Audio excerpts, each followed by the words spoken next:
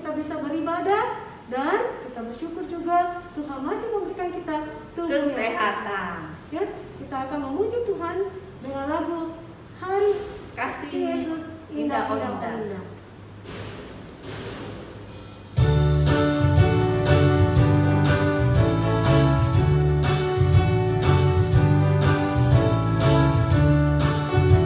Gerakan ya, jadi kita nyanyi. Kasih Yesus indah indah oh indah, kasih Yesus indah indah oh indah, kasih Yesus, kasih Yesus indah indah oh indah, kasih Yesus indah indah oh indah, lebih indah dari apa tadi? Pelangi, lebih indah dari bintang di langit, lebih indah dari bunga di taman. Oh Yesusku, Sekali lagi. kasih Yesus indah indah oh indah, kasih Yesus indah indah oh indah, kasih Yesus, kasih Yesus indah indah oh indah, kasih Yesus indah indah oh indah, lebih indah dari apa adik-adik? Pelangi, lebih indah dari bintang di langit, lebih indah dari bunga di taman. Oh Yesusku, lebih indah dari apa? Indah dari pelangi, lebih indah dari bintang di langit, lebih indah dari bunga di taman. Oh Yesusku. Kita berdoa dulu ya adik-adik sebelum kita melanjutkan ibadah kita. Terima kasih Tuhan, hari ini kami diberikan kesempatan untuk beribadah di rumah Tuhan. Kami bersyukur Tuhan, walaupun masih ibadah online, tetapi Tuhan memberikan kami kesempatan untuk beribadah. Pimpin kami Tuhan, dari awal hingga selesainya ibadah kami, biarlah semuanya menyenangkan hati Tuhan. Dalam nama Tuhan Yesus, kami berdoa. Kita kan sudah memuji Tuhan dengan kasih ya, Kasih itu indah. Ya. Tuhan Yesus mengasihi kita, kita mengasihi Yesus. Jadi adik-adik tidak boleh apa yang suka gini marah-marah. Siapa ini yang suka marah-marah? Oh tidak ada ya. Iya, kita harus sabar, rendah hati ya. Nah kita naikkan pujian adik-adik ya. KASIH. Pakai gerakan ya. Ya adik-adik bangkit berdiri ya yang di rumah ya.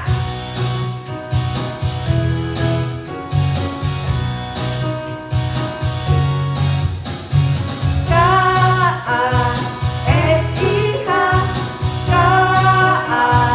KASIH, kasih kasih kasih, kasih kasih kasih kasih. KASIH. KASIH, KASIH, kasih kasih kasih, kasih kasih kasih kasih. Kasih itu apa adik-adik? Kasih itu sabar, tidak suka marah-marah, sayang kepada teman, seperti kasih Yesus. Kasih sukacita, damai sejahtera, kesabaran, kemurahan, kebaikan, kesetiaan, kelemah lembutan, dan penguasaan diri. Ya sekali lagi adik-adik ya. KASIH, KASIH, kasih kasih kasih, kasih kasih kasih, kasih. Kasih itu apa adik-adik? Kasih itu sabar, tidak suka marah-marah, sayang kepada teman, seperti kasih Yesus. Kasih sukacita, damai sejahtera, kesabaran,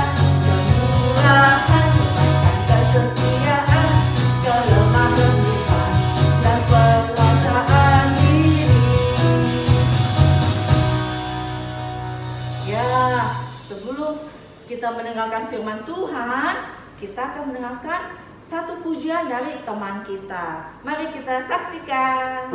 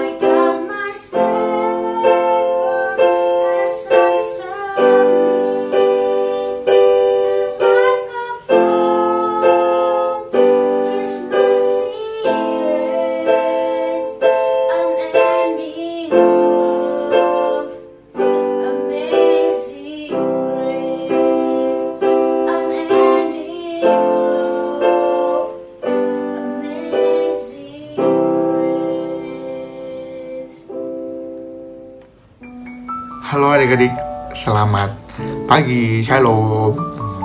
Hari ini saya mau cerita lagi tentang bagaimana sih kuasa Tuhan Yesus kuasanya Tuhan Yesus sangat besar dan bisa menyembuhkan orang. Tapi sebelum saya cerita, saya ajak adik-adik untuk berdoa dulu ya. Mari kita berdoa.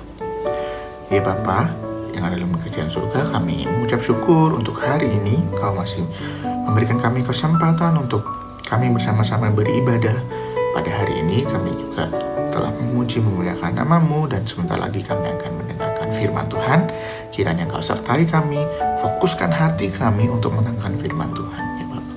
Kami menyerahkan cerita firman Tuhan pada hari ini ke dalam tangan-Mu, hanya di dalam nama-Mu Tuhan Yesus kami mengucap syukur dan berdoa. Amin. Amin. Kita ketemu lagi ya. Dan hari ini Lose itu mau cerita seperti tadi Lose bilang, mau menceritakan tentang bagaimana Tuhan Yesus itu bisa menyembuhkan orang. Tapi sebelum itu, adik-adik pasti tahu kan, mungkin beberapa adik-adik di sini ya, maksudnya kalian mau mempunyai cita-cita untuk jadi dokter. Ayo, siapa yang mau jadi dokter? Kayaknya ya banyak lah ya, mungkin banyak yang mau jadi dokter, karena kan dokter itu pekerjaan yang baik dan bisa menyembuhkan orang. Tapi ada beberapa penyakit ataupun kondisi gitu kan yang dokter itu nggak bisa sembuhin. Contohnya orang yang mungkin buta dari lahir, bisu, orang tuli, orang yang lumpuh, orang yang buntung. Maksudnya buntung itu yang tangannya nggak ada kah atau kakinya nggak ada. Nah, orang-orang yang seperti ini itu kan biasanya kita itu bukan orang banyak itu nyebutnya orang yang cacat. Tapi mungkin adik-adik nanti ketika bertemu dengan teman-teman yang mengalami seperti itu, adik-adik bisa memanggil mereka itu teman-teman yang berkebutuhan khusus. Karena kan mereka memang untuk bisa melakukan kegiatan seperti kita, mereka membutuhkan alat bantu, alat untuk berjalan, alat untuk mendengar, bahasa isyarat, ataupun alat-alat tertentu yang bisa membantu mereka beraktivitas. Dan ketika kita memanggil mereka seperti itu lebih sopan dan lebih menghargai teman-teman yang sedang mengalami kejadian seperti itu. Nah, di sini Lause mau menjelaskan kalau ada beberapa penyakit itu atau kondisi itu yang nggak bisa disembuhkan oleh dokter. Nah, berarti dokter itu nggak bisa menyembuhkan segala hal, ya kan? Tapi Tuhan Yesus itu bisa. Tuhan Yesus itu bisa menyembuhkan segala hal, apapun itu. Nah, di sini Lose mau ajak adik-adik untuk membuka Alkitabnya yang terambil dari Markus 10 ayat 46 sampai 52.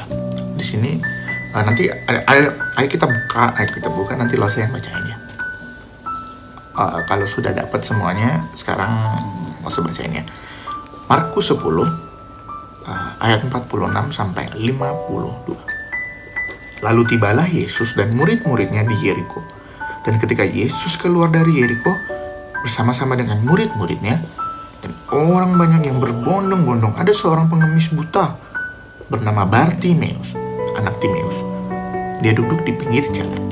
Ketika didengarnya bahwa itu adalah Yesus orang Nazaret, mulailah ia berseru, "Yesus, anak Daud, kasihanilah aku." Banyak orang menegurnya supaya ia diam, namun semakin keras ia berseru, "Yesus, anak Daud, kasihanilah aku."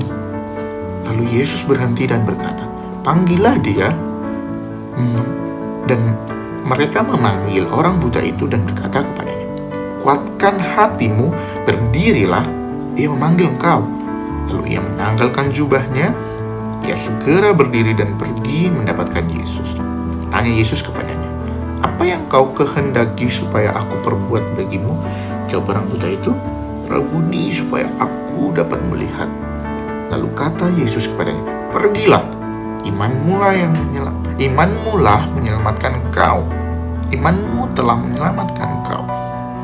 Pada saat itu juga ia melihat, lalu ia mengikuti Yesus dalam perjalanannya.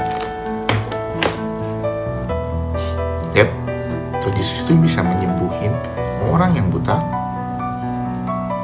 pada saat itu juga. Jadi gini ya adik-adik, Tuhan Yesus pada zaman itu adalah orang yang sangat terkenal. Saking terkenalnya, ketika Tuhan Yesus berjalan ini pada zaman itu ada sih kendaraannya, ada kereta. Maksudnya kereta itu kayak delman, kereta dorong ya, bukan kereta yang kita bayangkan sekarang. Jadi ada kuda, ada keledai, ada alat transportasi yang seperti itu. Tapi nggak ada itu kayak mobil, nggak ada itu motor. Jadi nggak ada pesawat, nggak ada pesawat ya. Kapal sih ada ya, tapi kapal laut, kapal layar gitu. Cuman di sini Tuhan Yesus itu kemana-mana itu jalan kaki. Kenapa? Karena Tuhan Yesus rame-rame. Jadi kan seperti yang adik-adik tahu, murid Tuhan Yesus kan ada 12, ya kan? Ada 12 murid Yesus yang ini tuh murid yang paling dekat dengan Tuhan Yesus, yang dekat banget gitu loh. Tapi di luar itu Tuhan Yesus itu juga punya murid yang banyak, ratusan bahkan ribuan orang. Jadi ketika Tuhan Yesus itu jalan, Tuhan Yesus itu rame banget gitu loh. Jadi ketika dia berjalan itu rame, orang mengerumuni Tuhan Yesus, orang berbondong-bondong mau tahu tentang ceritanya Tuhan Yesus. Bukan cuma itu, mereka juga berbondong-bondong mau lihat Tuhan Yesus ketika bermujizat gitu. Karena Tuhan Yesus itu kan Allah, Tuhan Yesus adalah Tuhan yang bisa melakukan mujizat. Pada saat Tuhan Yesus berjalan di daerah Yeriko, tembok Yeriko ya, yang mungkin adik-adik pernah dengar dan yang pernah dirubuhkan pada perjanjian lama. Di perjanjian baru itu temboknya masih ada reruntuhannya ya, bekas-bekasnya itu, dan itu kan satu kota ya, itu kan satu kota. Si Bartimeus ini duduk di daerah itu. Ketika orang banyak berjalan, ribut nih, orang banyak berjalan mengikuti Yesus dan ribut, dia tahu kalau Yesus itu lewat. Jadi dia itu dia mau disembuhin sama Tuhan Yesus. Sebab itu ketika Tuhan Yesus lewat dan orang-orang banyak ribut, dia itu langsung teriak, "Yesus, anak Daud, tolong kasihanilah aku." Gitu. Nah, ini yang menariknya, ketika dia minta tolong kayak gitu, orang-orang yang banyak itu bukannya kayak, "Oh iya, kamu kan buta, kamu kan kamu kan pengemis, kamu kasihan, sini aku anterin kamu ketemu Tuhan Yesus." Enggak. Respon orang-orang malah apa? Menyuruh Tuhan Yesus untuk diem. Bukan Tuhan Yesus, menyuruh Bartimeus untuk diem. Kamu diem aja lah. Kenapa? Kemungkinan orang-orang itu kan lagi dengar Tuhan Yesus ngomong. Ketika Bartimeus teriak, ribut, itu kan dia maksudnya teriaknya itu ganggu mungkin ya. Takut gak kedengeran apa yang Tuhan Yesus ngomong. Tapi ketika Bartimeus disuruh diem, dia gak langsung diem. Justru dia malah teriak lagi, "Yesus, anak Daud, kasihanilah aku." Dia makin keras mungkin ya suaranya. Jadi kayak saking kerasnya dia berteriak, Tuhan Yesus tuh dengar. Makanya dia dipanggil, ya kan? Dia dipanggil sama Tuhan Yesus bilang, "Oh, panggil tuh, panggil bawa sini, kasih ketemu sama." Ketika ketemu, Tuhan Yesus itu langsung tanya sama dia, "Kau itu maunya apa sih? Maksudnya, kau mau aku ngapain gitu untuk kamu?"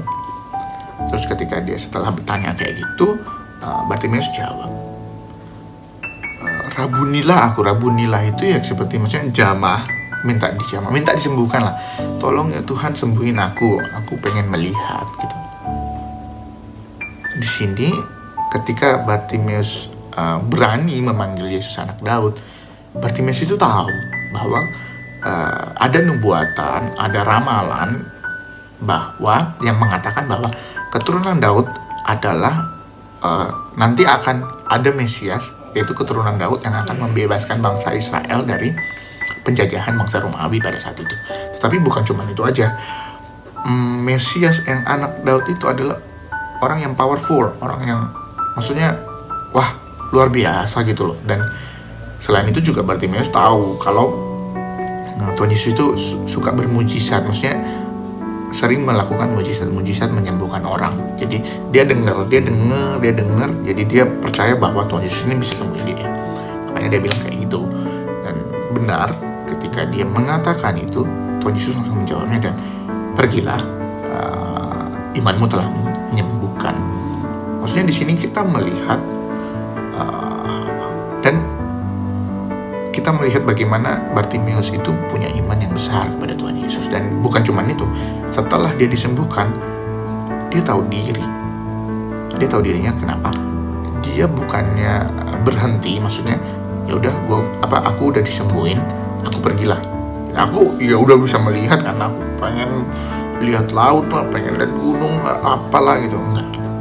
Ketika dia melihat, dia malah mengikuti Tuhan Yesus. Dia makin rindu mendengar cerita Tuhan Yesus mungkin, dan mungkin dia melihat karena dia pengen mengikuti Tuhan Yesus itu. Dari kisah ini, Lause itu mau memberitahukan kepada adik-adik bahwa yang pertama adalah ada beberapa penyakit yang tidak bisa disembuhkan. Tapi bukan berarti kita tidak bisa beraktivitas dengan baik ya. Cuman maksudnya ada beberapa penyakit itu nggak bisa disembuhkan oleh manusia, oleh dokter, oleh tabib, oleh tenaga medis gitu. Seperti yang dialami oleh Bartimeus. Tetapi ketika di momen itu kita harus percaya kepada Tuhan, karena Tuhan Yesuslah yang mempunyai kuasa untuk menyembuhkan. Selain itu, di sini bukan cuman karena iman Bartimeus yang besar ya. Tadi Lause sekali lagi tekankan, bukan hanya karena iman Bartimeus yang besar. Oh, karena iman dia bisa dia bisa sembuh gitu kan. Enggak. Tapi karena memang Tuhan Yesus adalah Allah yang mempunyai kuasa untuk menyembuhkan hal itu. Gitu loh. Dan apa yang Tuhan Yesus kehendaki kepada Bartimeus itu hal yang baik, selalu yang baik. Apapun yang terjadi kepada kita, yang Tuhan Yesus kehendaki adalah sesuatu yang baik bagi setiap kita. Dan dari sini juga Lause mau ngajarin kepada adik-adik, mungkin di tengah kondisi seperti ini ya, balik lagi, corona, banyak kesulitan yang kita alami, tapi kita harus yakin dan percaya bahwa Tuhan Yesus telah menolong kita untuk melewati semuanya. Bahkan sampai saat ini kita pun masih sehat, ya kan? Meskipun ada mungkin kita beberapa yang sakit, tapi kita percaya bahwa Tuhan pasti menyembuhkan ya. Dan kita masih bisa beraktivitas, kita masih bisa bersama dengan keluarga, bisa bersekolah, dan bisa melakukan beberapa hal yang lain meskipun di rumah. Tapi kita yakin dan percaya bahwa Tuhan Yesus dapat memulihkan semuanya kembali, dan kita bisa beraktivitas kembali dengan baik. Bukan cuma hal itu, sebenarnya Tuhan Yesus datang ke dunia memiliki tugas itu bukan cuma menyembuhkan kita kayak Bartimeus tadi, yang dia buta terus bisa melihat, kita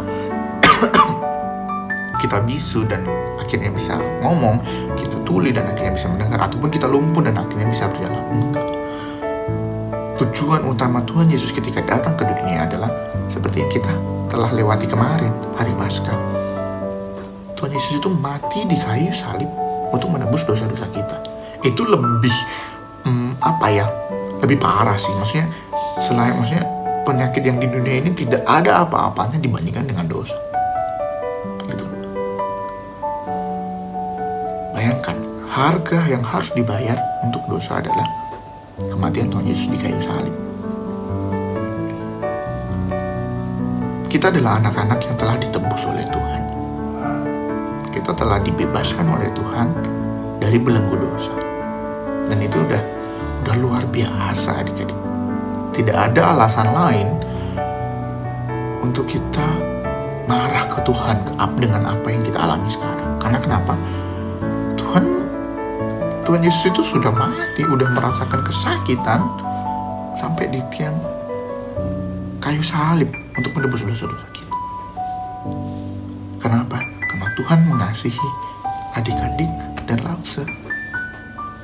Oleh karena itu, kita sebagai orang yang sudah ditebus sama Tuhan, kita juga harus mengasihi teman-teman kita yang berkebutuhan khusus. Oke. Udah, cerita hari ini seperti itu ya adik-adik. Kita harus belajar sama-sama bagaimana kita mengasihi dan bagaimana kita melihat Tuhan Yesus itu menyembuhkan kita, bukan hanya fisik saja, tetapi menyembuhkan kita, membebaskan kita dari belenggu dosa. Sekarang ceritanya sudah selesai. Saya ajak adik-adik untuk berdoa ya. Mari kita berdoa. Ya Bapa yang ada dalam kerajaan surga, kami berterima kasih untuk cerita hari ini di mana kami tahu bahwa Tuhan Yesus adalah pribadi, adalah Allah yang bisa menyembuhkan segala sesuatunya. Dan terutama Dia telah menyembuhkan kami, melepaskan kami dari belenggu dosa. Dan apa yang harus kami lakukan nantinya adalah menjadi anak-Mu yang setia, mengasihi orang lain, mengasihi papa mama, mengasihi adik-adik, kakak, mengasihi teman-teman ataupun orang-orang yang ada di sekitar kami seperti Engkau mengasihi kami. Ya Bapa, tolong sertai kami di dalam kami bersekolah, kami beraktivitas, kami melakukan hal-hal di tengah kondisi corona seperti ini ya Bapa. Tolong jaga juga keluarga kami. Kami menyerahkan seluruhnya ke dalam tangan-Mu ya Bapa. Hanya di dalam nama Tuhan Yesus kami mengucap syukur dan berdoa. Amin. Dadah. Yohanes 1 ayat 12. Tetapi semua orang yang menerimanya diberinya kuasa supaya menjadi anak-anak Allah, yaitu mereka yang percaya dalam namanya. Ya, kita sudah menerangkan firman Tuhan ya adik-adik ya. Biarlah firman Tuhan itu boleh bertumbuh di dalam hati kita masing-masing. Nah, adik-adik kita juga mau mengucap syukur kepada Tuhan Yesus yang sudah memberkati papi mami. Nah, adik-adik, kalau adik-adik mau memberikan persembahan, adik-adik bisa melalui rekening BCA di bawah sini. Dan barcode yang ada di atas ini, ya. Iya, kita naikkan pujian. Kasihnya seperti sungai.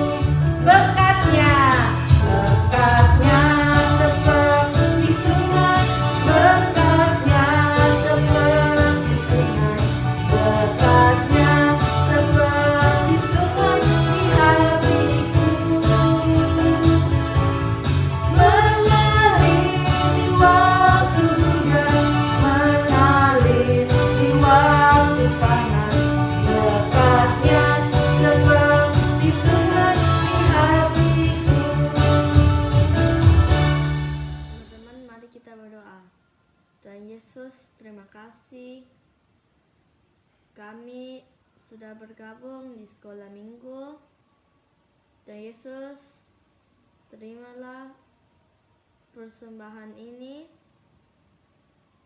agar pekerjaan gerejamu bisa luas.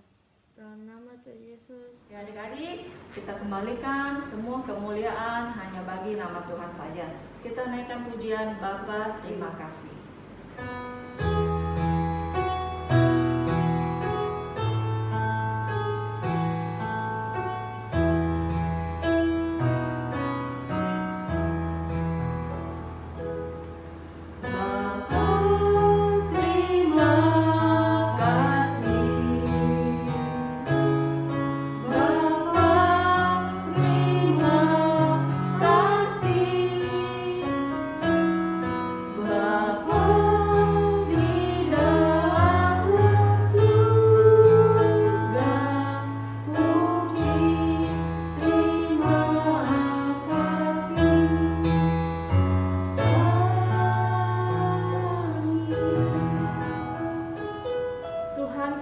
bersyukur kepadamu bahwa sepanjang 1 minggu ini dapat kami lalui di dalam pertolongan, kasih dan penyertaan Tuhan yang sempurna. Dan kami bersyukur untuk firman-Mu yang telah ditaburkan di dalam setiap hati anak-anak-Mu. Kami mohon kuasa Allah Roh Kuduslah yang memeteraikan firman Tuhan itu di dalam setiap kehidupan anak-anak, sehingga melalui firman-Mu ya Tuhan menjadi pelita bagi kaki mereka, menjadi terang di dalam kehidupan mereka, sehingga mereka dari masa kecil sampai masa tua nanti mereka tetap menjadi pelaku-pelaku firman Tuhan yang setia kepada Engkau, yang mengasihi Engkau, yang takut akan Engkau ya Tuhan. Dan kami mohon berkat daripada Allah Bapa yang mengasihi kami, berkat daripada Allah Bapa yang memelihara dan menjaga kami, senantiasa melindungi setiap kehidupan keluarga mereka, baik itu kesehatan, baik itu pekerjaan mereka masing-masing, dan studi anak-anak kami. Keselamatan yang daripada Tuhan kami Yesus Kristus memberikan pengharapan kepada kami bahwa dalam hidup ini ada Tuhan Allah yang sedang menyertai kami. Kami juga bersyukur untuk kasih daripada Allah Roh Kudus yang senantiasa memberikan penghiburan, kekuatan dalam kehidupan ini. Biarlah berkat daripada Allah Bapa, Putra dan Roh Kudus ini senantiasa beserta dengan setiap anak-anak-Mu dari sekarang sampai selama-lamanya. Amin. Allah, adik-adik, kita bersyukur kepada Tuhan bahwa minggu ini walaupun masih secara online kita beribadah, tapi kita juga tetap bersukacita, tidak mengurangi rasa syukur kita kepada Tuhan yang telah memberkati, yang telah menyertai, yang telah memberikan semangat kepada setiap adik-adik yang ada di rumah ibadah secara online ya. Kita bersyukur kepada Tuhan bahwa kita percaya ibadah hari ini adik-adik diberkati. Betul tidak? Betul ya? Kalian diberkati melalui pujian, melalui firman Tuhan. Dan biar adik-adik senantiasa juga memuliakan nama Tuhan. Dosa panggil kembali untuk Losa Lia dan Losa Foni. Ya, ini Losa-Losa ya tetap dipakai Tuhan dalam pelayanan walaupun di masa-masa pandemi. Gimana kabarnya Losa Foni? Sukacita ya? Sukacita. Losa Lia? Baik dan sukacita. Kita bersyukur bahwa Losa-Losa ini walaupun masa-masa pandemi ini mereka tetap semangat, dan bahkan Losa-Losa ini, Losa Foni dan Losa Lia tetap semangat mempersiapkan bahan ketaatan ya. Losa kenapa semangat untuk membuat proyek ketaatan itu?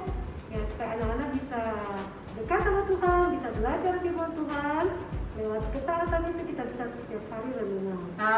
Oleh sebab itu jangan sia-siakan kesempatan yang indah ini. Semangat dari Losa Foni yang membuat proyek ketaatan setiap minggu, itu pun juga menjadi motivasi adik-adik di rumah melakukan proyek ketaatan ya. Karena Losa Foni rindu kalian boleh bertumbuh dalam firman Tuhan.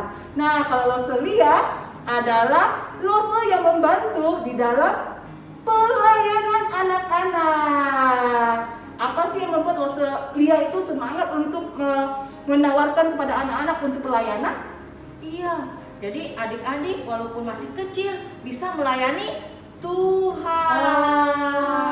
Jadi semangat melayani Tuhan ya? Iya. Seperti lagunya minggu yang lalu itu. Pakailah Iya, aku. betul. Ya. Kita mau dipakai Tuhan untuk melayani. Oleh sebab itu, kalau Losa Lia sudah kontak orang tua, mama, papi, boleh nggak nanti pelayanan? Wah, semangat ya. Ayat hafalan, Iya. persembahan pujian, Betul. doa persembahan. Iya. Betul ya, Losa ya? betul. Nah, kita bersyukur bahwa walaupun pandemik ini adik-adik ya tetap sekolah minggu GKY mendorong anak-anak untuk mengambil bagian di dalam pelayanan, proyek ketaatan, dan tidak lupa juga di dalam family altar. Iya. Losa lakukan family altar enggak? Setiap hari? Lakukan dong setiap hari Kamis. Berdoa bersama ya? Iya. Memuji bersama ya? Oke ya. Losa Foni family altar? Iya, bersama dengan saudara-saudaranya yang lainnya. Oke. Dan tidak lupa juga ada Joyful Day minggu ini. Ya, jadi ya tetap semangat mengikuti setiap rangkaian pelayanan yang telah disediakan oleh Lose-Lose sepanjang minggu ini ya. Sampai ketemu lagi minggu depan. Bye bye. Bye-bye.